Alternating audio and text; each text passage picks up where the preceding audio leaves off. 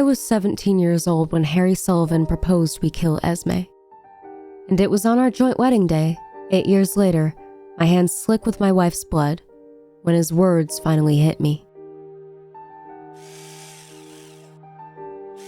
There was a drilling sound in my head. Sometimes it was loud. Other times it was faint. Barely noticeable. But it was definitely there. Getting closer and closer.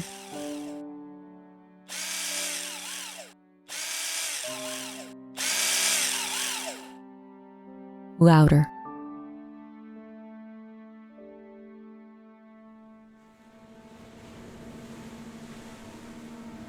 I should have known not inviting Esme Lockhart to our party was a bad idea, but I was too tipsy to care. In my muddled mind, I would deal with the consequences later. Sitting on the beach with my knees pulled to my chest, a cool beer skimming my lips, I watched the tide ripple under my toes. The wind was trying to snatch the bottle from my hand, blowing my hair from my eyes. Behind me, the party was in full swing, and Esme was being weird again. Even through sharp blasts of wind trying to knock me over, I could hear her attempting to guilt-trip Wylan for talking to a girl. It's not like I didn't expect it. Wylan had told me about the weird notes in his locker, the low-key threats in his mailbox to not even think about leaving for college. I just didn't want to believe that our best friend was this kind of obsessed with us. If I'm honest though, Esme was long past obsession. Infatuation. Okay, this girl was a fucking psychopath. Downing my beer, I reveled in the scratchy taste. I didn't even like it. But it was better than drinking straight vodka, which made you a psychopath. Still though, the alcohol was perfect to lower my barriers and force words out of my mouth I had been choking on for years.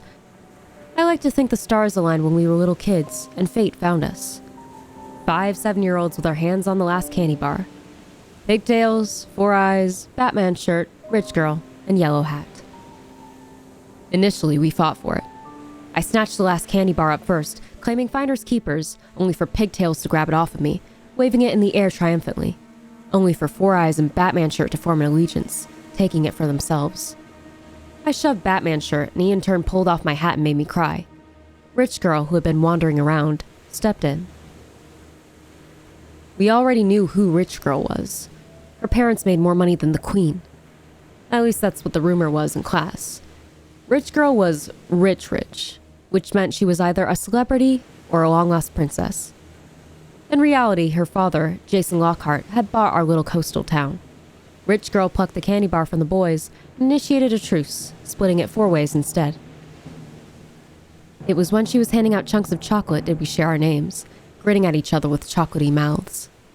Pigtails was Ariosa. 4 eyes, Harry. Batman shirt was Wylan. Rich girl, Esme.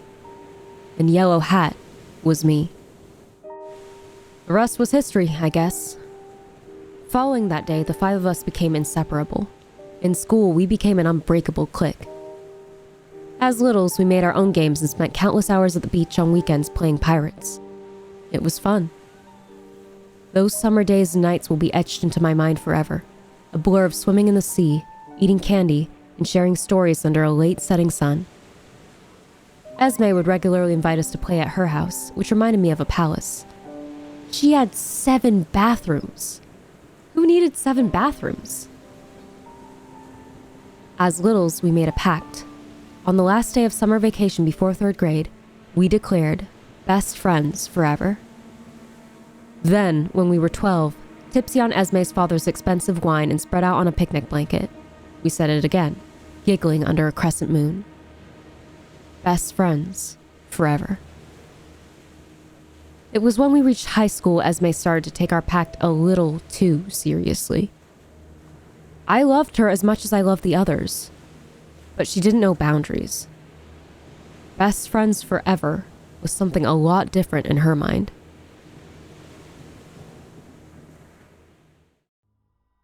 It started subtly. When other kids wanted to hang out with us, she was adamant that it was just the 5 of us. We were 14 years old and in our freshman year of high school. Making new friends was inevitable. So I invited 2 girls to sit with us at lunch, and Esme immediately stood up, dragging the boys and Ariosa to another table. When I stood my ground and plonked down, refusing to follow them, Esme came over and politely asked me to join her and the others. By now, I was getting odd looks from other kids. Esme was a well-known name across town, and so was my name by default. I was already in way too deep with her family to brush her off. Esme's father had already insisted on paying for my college tuition. I said no initially, though my mother thought it was a great idea. Esme had a habit of throwing cash at us when she thought we were going to leave her. Harry was promised a football scholarship when he showed signs of drifting away to hang out with the varsity team. When Wylan got a girlfriend, Esme surprised him with a guitar he had been saving up for. Ariosa started getting cozy with a classmate, and that classmate's parents suddenly won a lottery I had never heard of and moved away. Initially, she isolated us from other kids, even our family, insisting on weekends away and trips to exotic locations. But we were growing up, and best friends forever was looking progressively less likely. Esme thought our pact was an unbreakable bond, a need to be near each other constantly and be completely isolated from everyone else. Esme thought best friends forever meant we couldn't fall in love, couldn't form relationships. She didn't want us to grow up. In junior year, Harry actually went against her wishes and got a boyfriend. Harry Sullivan liked to experiment behind Esme's back, having been on several dates with both guys and girls. It was well known that he was a player. Even if Esme shot down those rumors. But I think he truly fell for Ben. Opposites attract, and Harry, captain of the varsity team, falling for Ben Sykes, a quiet, competitive swimmer, was the best thing that had happened to our group. Harry was slowly rebelling, which gave us the courage to fly the nest too. Initially, Esme didn't react or say anything. In fact, she smiled when Harry awkwardly introduced us, his gaze glued to Esme. He was waiting for her to start screaming, his eyes hard, lips ready to argue. But she didn't. Esme offered Ben a seat. Wylan shot me a look, and Ariosa almost choked on her sandwich. Harry didn't let his guard down, though. He politely declined her offer and joined the varsity table instead. Harry Sullivan was slowly but surely moving away from us, away from best friends forever and our stupid childhood pact. He wanted his own life, his own friends.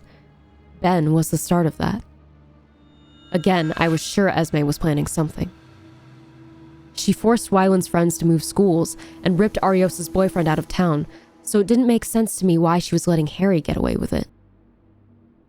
She even restricted us from talking to adults, unless it was our parents. Harry could have limited conversation with his coach, only in school time, and Wylan was only able to join the drama club if he promised to let the rest of us sit in the audience. If that wasn't weird enough, we were permitted to tell her everything. Every secret we had, or worry on our minds. Obviously, we didn't. There was no way I was telling her about my late first period, and I was pretty sure the boys would rather die than share their private lives. Sometimes we didn't have a choice. Esme would lock us in her car and demand every private detail, and it was less exhausting to just spill our guts. I made the mistake of talking to a girl, Emma, at the start of the year. Esme may not have been in all of my classes, but she had spies, kids that were paid a decent sum of cash to make sure none of her friends were socializing.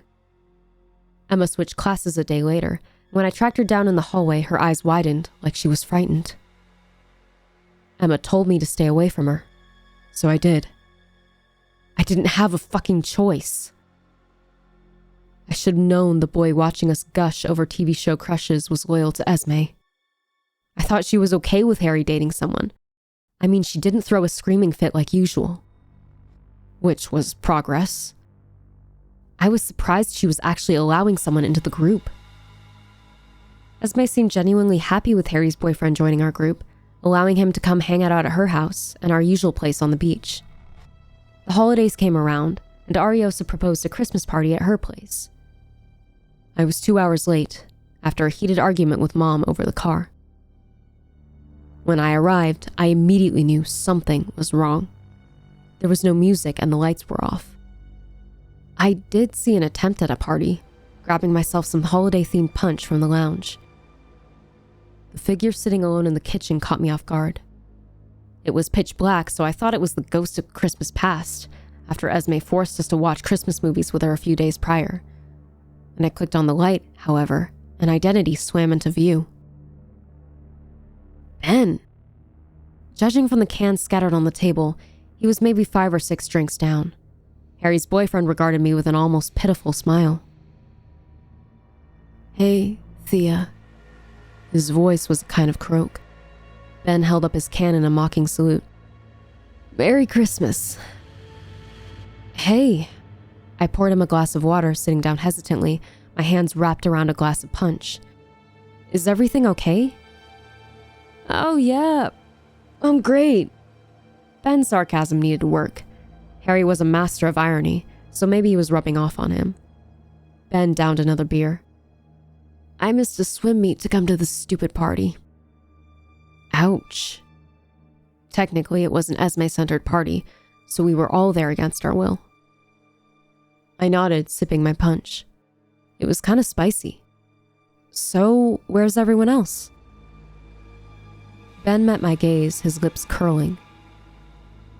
"Where do you think?" I shrugged. "I don't know. Did they go out?" I think Ben was waiting for me to give him a reason to find Harry. I couldn't give him one without going against her family and putting myself in danger. The boy scoffed. "Whatever, Thea." He stood up.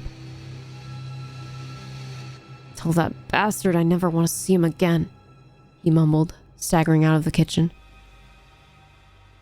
Ben stopped in the doorway, but he didn't turn around. "You guys deserve each other." He laughed, and something ice-cold prickled its way down my spine. I didn't even wait for Ben to leave, and by the sound of it, he was already emptying his guts in the front hallway. Ignoring him, I forced my legs upstairs, my heart hammering. There was no way, right? Because if Esme had done this, then she had won. The girl had a perfectly calculated plan after all. Esme didn't want Harry to be intimate with anyone else but her. I realized that when I stumbled into a lot of tangled legs and flushed faces under blankets. Wyland told me to turn off the light, but I was too stunned to move. This wasn't what I expected. Esme wanted us as friends. But this was different. This was closer, more intimate, where she could have every part of us, body, mind, and soul. The logical side of my brain wondered if she had become so scared that we would find love and ruin our friendship pact. She immediately wanted us to love her instead. While the not-so-alert part of my brain wanted to entangle myself in their weird, foursome sandwich. So, I joined them. I mean, it was cold.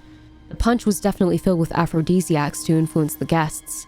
And seeing Harry buried under Esme, his legs tangled around Ariosa, I'd say Esme's plan had succeeded. I didn't want to know what Ben saw. Later on, I discovered that he walked in on them, and Harry, fully bewitched by Esme's spell, ignored him. Ben was right. We did deserve each other. Esme had made sure of that. I was feeling a little more than heated, so yeah, I crawled into bed with them. I wanted to believe that it meant something. Even if I knew deep down, Esme was tightening her iron grip. Ever since that night, our relationship became more intimate, which brought us closer together. But we never actually dated. Esme didn't want to date us. She just didn't want anyone else to date us. Most of my junior and senior year was a blur of blindly following orders and watching the light slowly start to fizzle out in my friend's eyes. Esme demanded we move in with her, though luckily our parents stepped in. When she started talking about friendship marriage, I think that was when we decided that we were done. Best friends forever would never continue into college. I was sure of it. Harry was the first to get a football scholarship. Halfway across the country. Esme did what she always did. She smiled through gritted teeth, congratulating him with a hug. I caught Wyland's, oh fuck, look, pretending to choke on his drink. We already knew she was planning something potentially life-ruining. We took bets. Weiland was convinced her father would buy the college itself. Ariosa went down a darker route, saying Esme would burn the campus to the ground. Esme did neither, attempting manipulation more directly. In the days following his announcement, Harry had received 3 anonymous death threats and a stuffed rabbit filled with pig's blood thrown in his locker. When he talked to his parents, they went straight to the police, only to drop the case several hours later after a talk with her dad. Harry said it was like his parents had been hypnotized. Esme turned the whole town against us, so we had no choice but to run back to her. Weiland talked to a girl during gym, and one of Esme's spies immediately reported it. I accidentally smiled at Josh Peak in AP English and received a strongly worded email to not even look at him. Senior year drew to a close, and our only solace was a stupid party on the beach. I made sure to only invite kids who either hated Esme or had offered us their help in the past. They were too scared to turn up. Emily Littlewood said her family could get us fake IDs and out of town. She sent Ariosa a text from an unknown number, only disclosing her name in cryptic code. Emily's parents were in a car crash hours later. Anyone who tried to help us were either hurt or cut out of the picture. We were officially on our own. Presently, I felt sick to my stomach. I got an email from a college I didn't even apply to, congratulating me on my acceptance. The college just so happened to be the one Weiland and Ariosa were accepted into, and of course, Harry was going there too. The letter was stuffed in my pocket, and I was planning on burning it. It was my way of breaking the stupid pact. We were not going to be best friends forever, because in Esme's eyes, she didn't see the 4 of us as friends. Esme saw us as trophies, pretty things she could call hers. Fuck that. We built a fire on the beach. Harry pulled out his acceptance letter first, and in our own private ceremony, we took turns throwing them into the flames. I wanted to laugh in relief, but I was too scared to laugh, too scared to smile, constantly looking over my shoulder to see if we were being watched. I started to let my guard down, slumping on the sand to eat charred marshmallows and talk shit, when Esme herself turned up with a crate of beers. Weiland shot me a death glare because I was usually the one who accidentally exposed our location. But I had been so careful. Ariosa immediately stiffened up and Harry rolled his eyes, draining the rest of his beer. I think he was expecting it. We had all mutually agreed that Esme and her family were witches. Ariosa's expression twisted with genuine fright, and she panicked, plucking the smoldered remains of our letters from the fire and stuffing them in her backpack. I was sure she burned herself from the way she kept wafting her hand, wrapping her fingers around an icy beer, but she was more scared of getting caught trashing Esme's gift. Luckily, Esme didn't notice, excusing herself for being late. Harry was uncharacteristically snappy, leaning forward in his chair. The boy wasn't even trying to hide his disdain for her. 2 days before, he broke down in my car. It was the only place without a camera, without spies hanging around. Weiland was sleeping in the back, and Ariosa was dozing in his lap. Harry kept it together until I asked him if he was okay, and his body kind of jerked like he was trembling. He had spent the whole car ride staring into oblivion, his eyes half-lidded, lips curled into an almost maniacal smile. I didn't notice he was clinging onto his seat for dear life, like Esme was going to pop up out of nowhere. I can't do this anymore. He kept saying it again and again and again until his fingers were clawing at his hair and he was screaming, his eyes almost feral like a wild animal. I can't fucking do this anymore. She's gonna kill me. I hugged him. It was all I could do. Just a few more weeks, I told him. Then we would be free. How did you know we were here? Harry's eyes narrowed, lips curling. Are you stalking us, Esme? His tone was like warm water washing over me. I thought it might finally push her away. Esme shot him a grin. I always know where you are, she said, ruffling his hair. I was just making last-minute arrangements for something special. Harry wasn't playing around, scoffing through another mouthful of beer. What's that? He mumbled under his breath. Another death threat? Esme seemed to notice his disobedience, though she didn't say anything, maintaining her wide smile. That's a secret. Harry sat back in his chair, nursing another beer.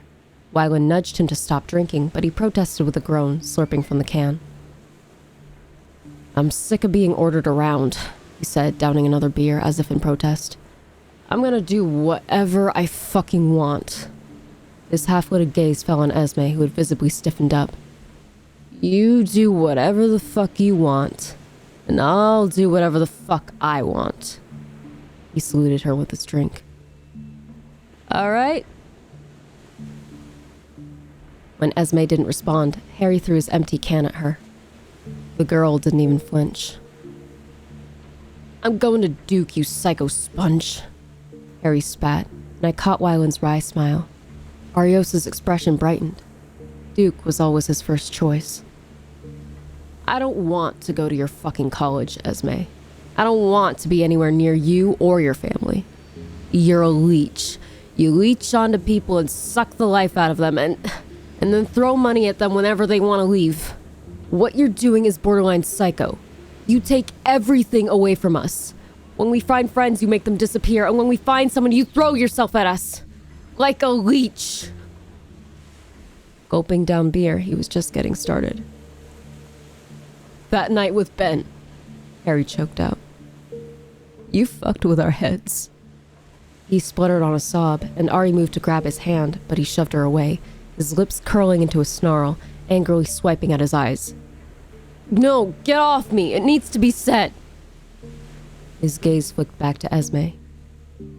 You turned my parents into mindless followers of yours so you could keep me under your control. You manipulate us with money and vacations and fancy scholarships. I mean, who fucking does that, huh? What kind of person goes to these kinds of lengths to keep friends? He laughed. You threaten and isolate us and seriously think we want to be friends? Harry let out a shuddery breath. So, here's what you're gonna do. You're gonna leave me and my parents alone. The same goes for Ari, Thea, and Wylan. You're gonna get your father to fire my parents, and then you're gonna get your connections you keep bragging about to cancel the scholarship I don't even want. If you don't, I'll happily contact the police and get your ass thrown in jail for stalking. His smile was harsh, almost manic, when Esme opened her mouth. Harry tipped his head back, dazedly blinking at the sky. Not the police under your dad's thumb, he said with a snort. I'm not fucking stupid. I mean outside of town, where you'll face actual consequences. His eyes darkened. After tonight, I don't want to see your face again. His words were venomous, and I reveled in each one. Find new friends in college, Esme, and pray that they tolerate your psycho bullshit. Harry's voice faded out, the sea suddenly so much louder in my ears, waves crashing onto the sand, before drifting back. And don't put you 6 feet under the fucking ground. Esme seemed frozen for a moment, and we all waited with bated breath. Was this it? Would she finally leave us alone? Instead of replying, the girl turned her attention away from Harry and plonked herself down on Arios's lap, chastising Wylan for wearing a short-sleeved shirt. Esme insisted on styling us like we were dolls. She hated when Ariosa tied up her hair, and I wasn't allowed to straighten my curls. Harry had to wear contact lenses. If he wore glasses, she ignored him for days. When he lost his contacts and had to wear glasses, Esme bought him unlimited contacts. Harry didn't respond to Esme ignoring him, instead cracking open another beer. He shot me a grin which was a little too wide. Jesus fucking Christ, I remember thinking. He was losing his mind. Mission accomplished. If drunk Harry thought it was mission accomplished, sober Harry was in for a rude awakening. The girl's lack of response wasn't a win. It was a time bomb. Esme started talking about her own college acceptance letter, and I caught him glaring at her, his fingers pulverizing the can. I hated what she was in the process of turning him into. Wylan was staying quiet, absently making a mini sandcastle, and Ariosa was snoozing on the sand. The party was primarily to plan a quiet escape, And once again, Esme had made it about her. I excused myself, escaping down to the shallows. The silence was a relief. I dropped onto my butt, letting the tide wash over my feet. Sticking my toes in bioluminescent plankton, I wondered how a candy bar had single-handedly ruined my life. Esme was making a fool out of herself again. In the corner of my eye, she was standing with her hands on her hips, blonde curls being whipped around in the wind. Wylan had done something wrong. I had no idea what it was, though from the sound of her voice, it sounded like he'd been hiding a friend. It was when I was watching the sea wash up on the sand, I heard it again. Drilling. It felt close, but also far away. We could just kill her, you know. Harry was standing behind me, swaying slightly, a fresh drink in his hand. He looked like a ghost under a moonlit sky. His cheeks were too pale, dark brown hair glued to his forehead with sweat. He wasn't smiling. Esme said it was his best attribute, so he made sure to never smile around her. I took a moment to drink in how hollow the boy looked, both body and mind, his dark eyes barely focusing on me. Esme had turned him into a shell of himself. Not just Harry. Ariosa had lost that glow to her skin, and I was sure Wylan was going gray at 17. Even looking at myself in the mirror, I was constantly on edge, my cheeks starting to deflate. Turning back to the sea, I pressed my knees closer to my chest. The drilling was getting louder.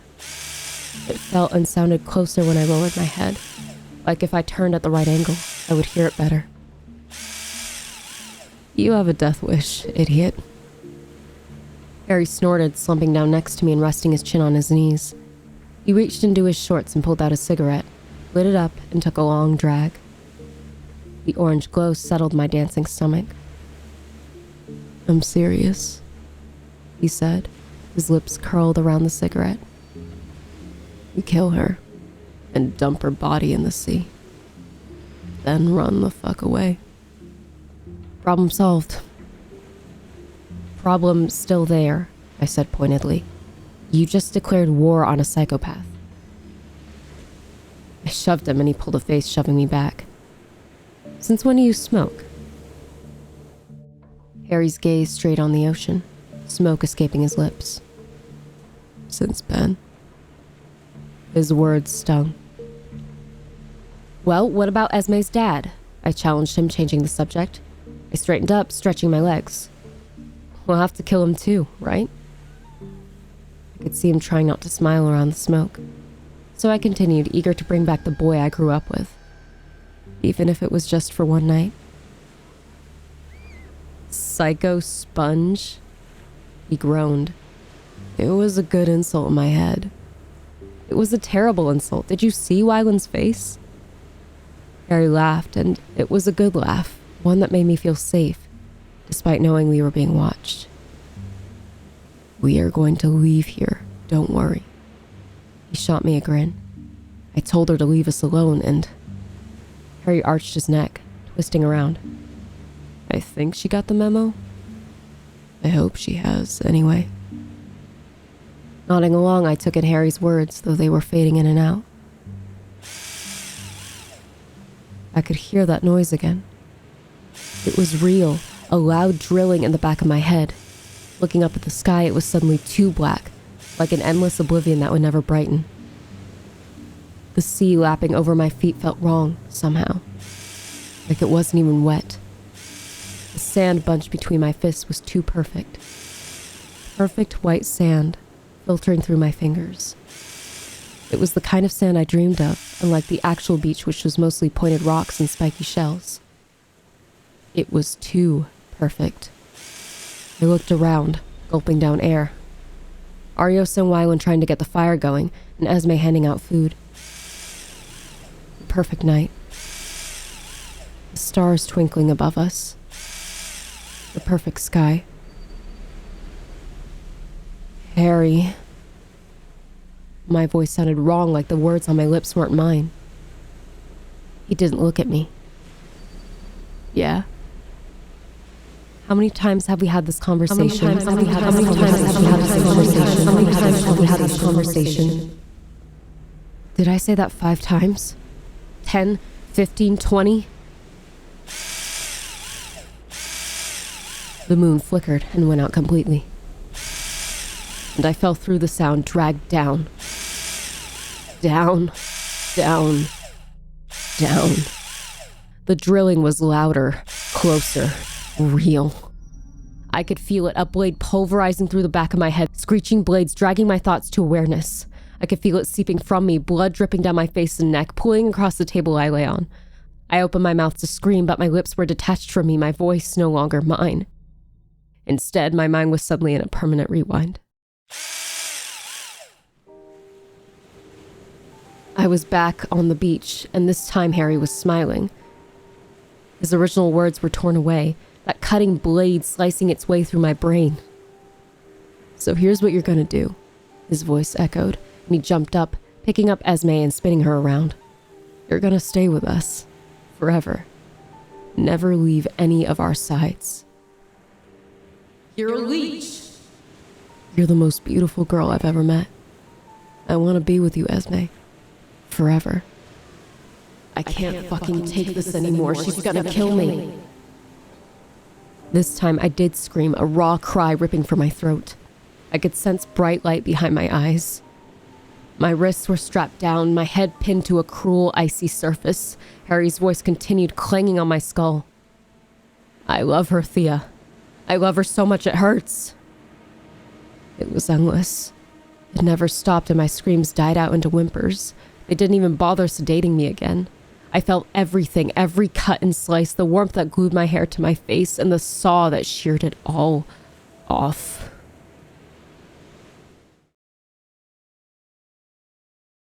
When the white light faded and flashing colors dotted my vision, I finally fell. "Thea?" When I opened my eyes, I was standing up. No longer on the beach, I stood barefoot in front of an indoor swimming pool lit up in a pale blue light. I was so close to the edge, a white dress pooling at my feet, my hands wrapped around a bouquet of flowers.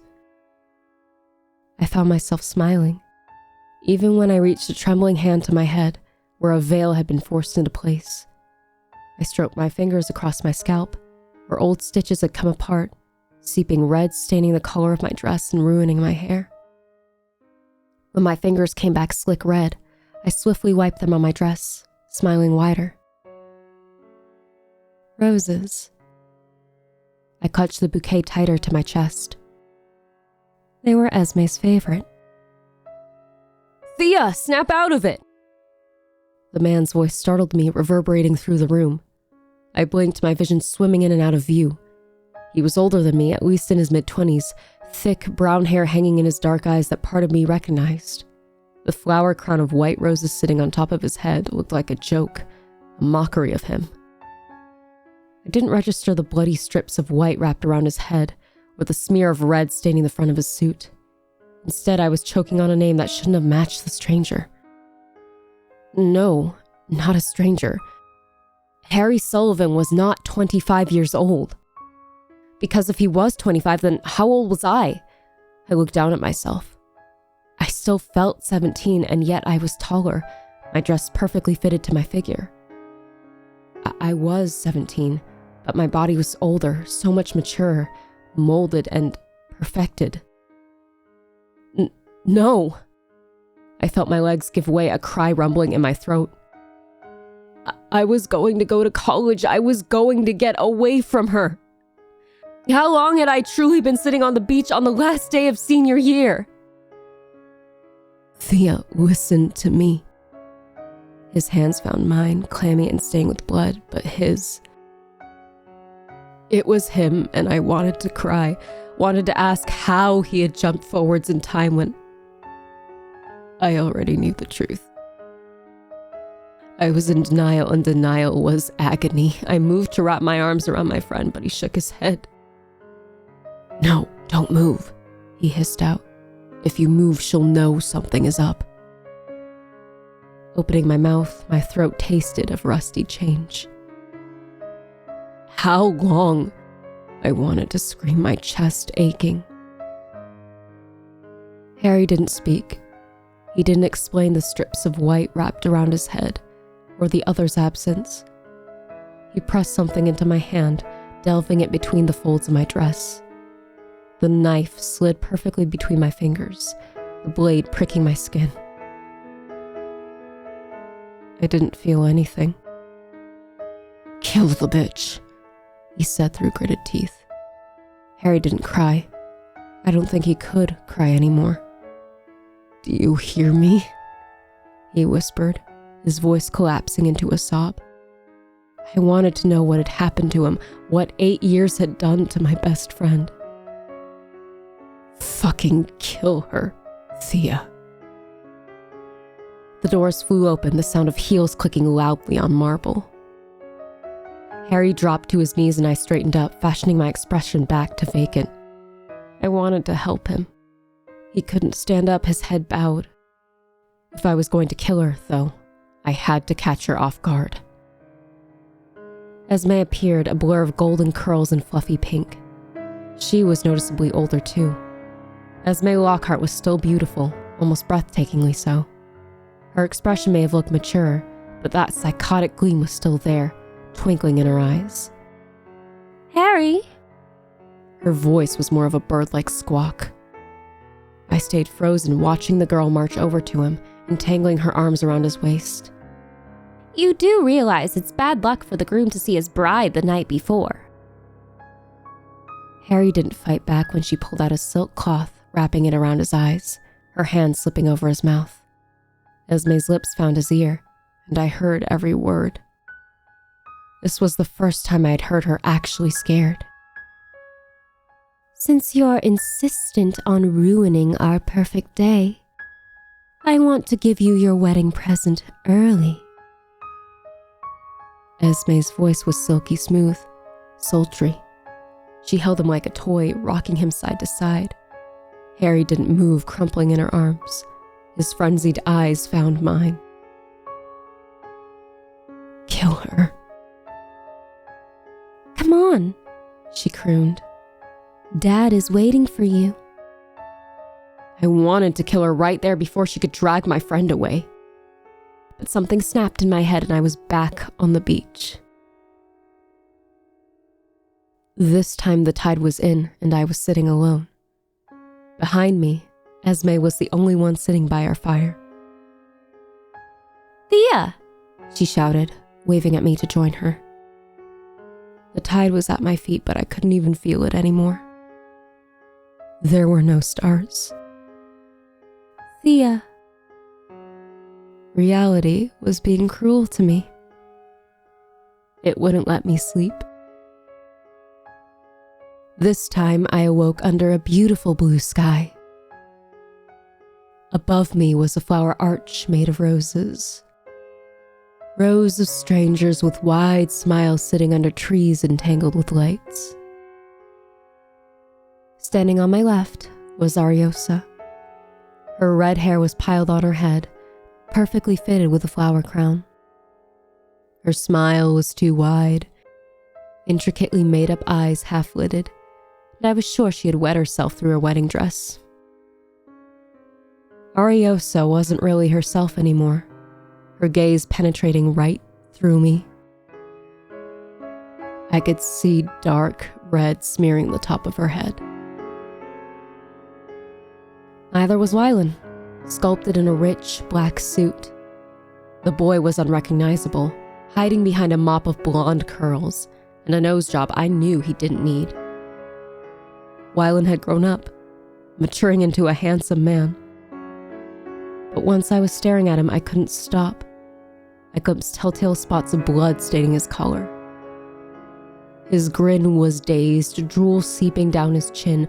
Wylan was standing at an angle, swaying back and forth, the glitter which was my best friend. Gone. "Thea!" I blinked. Esme was inches away from me. The bride. "Pay attention!" I found myself nodding obediently. In a few simple words, she was going to become my wife. The knife was tucked into my dress. Harry was standing next to me. I didn't want to look at him because I knew what Esme's wedding gift was. In the corner of my eye, I glimpsed a thin line of black trickling down his temple, scarlet bandages hidden underneath that hideous fucking flower crown. His eyes were lazily following a butterfly and he could barely stand still. Harry was the one who tried to get away, who clawed his way out of her control. Esme had decided to take his free will. By force. The others spoke their vows like they had been cemented inside their minds. I, Harry Sullivan, Ariosa Carlyle, Wyland Sutton, Thea Samuels. Take Esme Annalise Lockhart to be my wife, to have and to hold from this day forward. For better, for worse, for richer, for poorer, in sickness and in health, to love and to cherish, until parted by death. Harry blinked, his lips forming a smile. I do. Ariosa giggled all the way through her speech, which was unintelligible. Wyland sealed his vow, grinning through a mouthful of scarlet. I think seeing him is what jerked my thoughts to fruition. She had taken my friends, ripped away their youth, and now took their minds. I think I said, I do. The wedding party exploded into cheering and we were showered in confetti.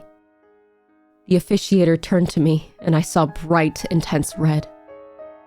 Fuck, I don't even remember moving. 1 second I was standing still and the next I was straddling my new wife, stabbing her straight through the throat. I had to cut every order she had ever demanded of us, directly from her mouth. Parted by death. The officiator's words were ringing in my skull. We were free. She cut into my head and turned me into the perfect wife. She turned my best friends into mindless shells. The wedding party was screaming, and so was I. Help. Blood was slick between my hands, but it felt so good. I need help. There was no sign of my parents, anyone I knew. I didn't even see Esme's father. I kicked off my heels and ran, and luckily Ariosa thought it was a game, following me, grabbing Wyland. Knowing that I would regret it if I left him, I pulled a barely responsive Harry along too, who awkwardly stumbled after me. We made it out of the hotel grounds and I called the police, who immediately sent us to urgent care.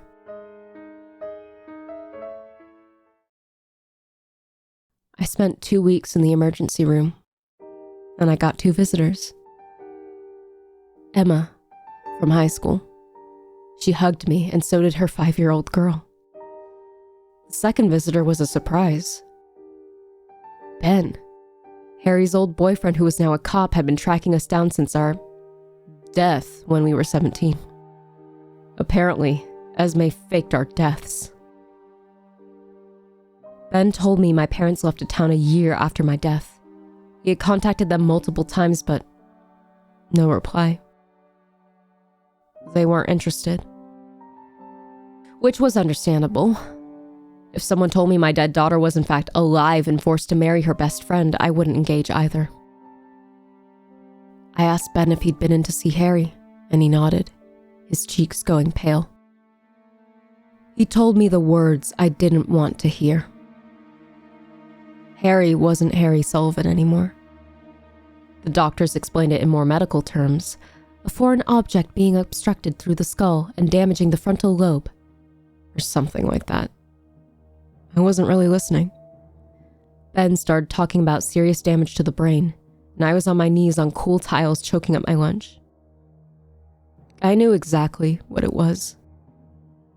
Harry had been partially lobotomized in a desperate attempt to subjugate him. So if my friends were lobotomized, what happened to me? I was drilled through the head. I got the same treatment, so why was I awake and conscious and they were all brain dead? I've been living with Ben for the last 2 years. Ari and Wylan have recovered, in a way.